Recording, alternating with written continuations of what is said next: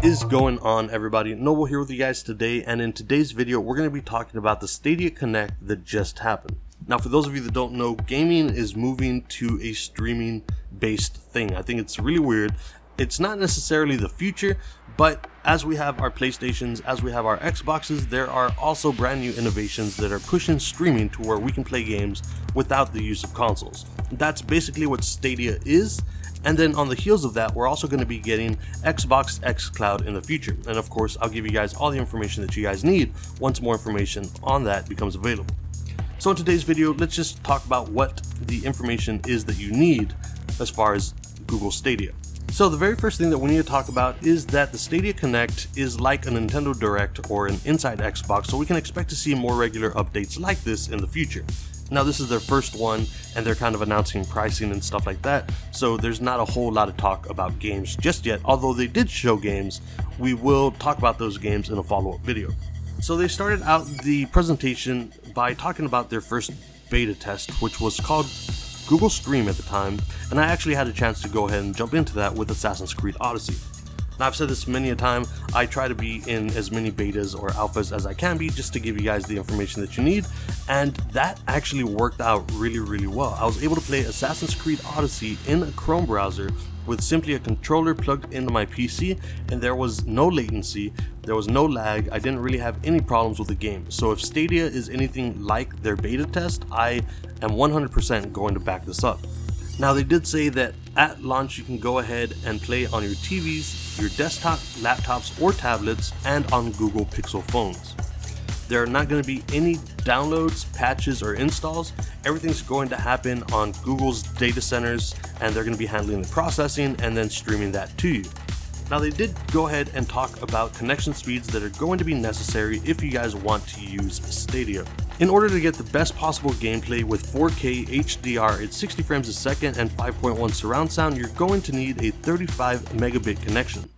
Now, if you guys don't have the best internet, you can still get a solid 720p with 60 frames a second and stereo sound with only 10 megabits. Now, if you want 1080p, you are going to need at least 20 megabits. Now, I thought it was interesting that all of these are download speeds and not much was mentioned for upload speeds, which in my opinion is actually kind of important considering your controller is going to send a signal from your home to them, and then they have to send it right back in order to prevent latency or lag.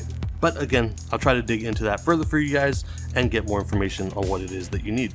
They're also trying to sell their Stadia controllers for the best possible gaming experience is what they say. The controller is going to connect directly to the Stadia servers through Wi-Fi within your home, and it has a capture button and a Google Assistant button. Of course, if you don't want to buy their controllers, you can still use any game controller that can hook up to your PC or simply use keyboard and mouse. Now, they did say that the only other thing that you need is a screen to play on, but kind of failed to mention that if you're playing on TVs, you're also going to need to buy a Google Chromecast Ultra. Now, if you're playing on your PC or on your laptop, you can go ahead and use the Chrome browser. And if you're going to be playing on phones, they will have a Stadia app. Now, keep in mind, for right now, at the very beginning, it's only going to be available on phones for the Pixel 3, but they will be adding more phones later on. Alright, so let's go ahead and talk about pricing and the fact that I am not really sure what the pricing is for, and we'll talk about that here, but I'll have a follow-up video once we get more information on it.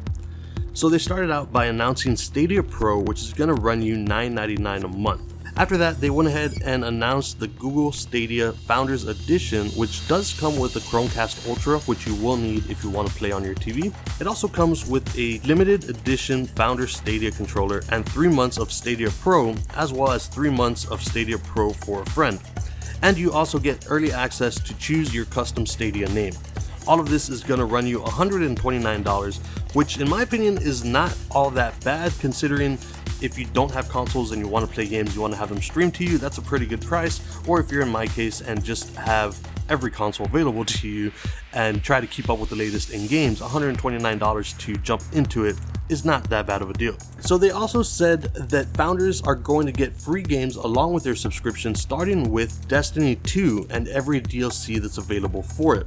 But what they didn't mention was whether or not this was going to be on a monthly thing. This kind of makes it seem like your Xbox Live or your PlayStation Plus, where you're subscribing to a service and getting something in return, but without more details on it, it's kind of weird. If you're paying for 3 months of Google Stadia and only getting Destiny 2, that doesn't seem like a very good deal. They did, however, say that you can also get Stadia Base, which requires no subscription, no monthly payment at all. You just buy the games when you want and you can go ahead and play them.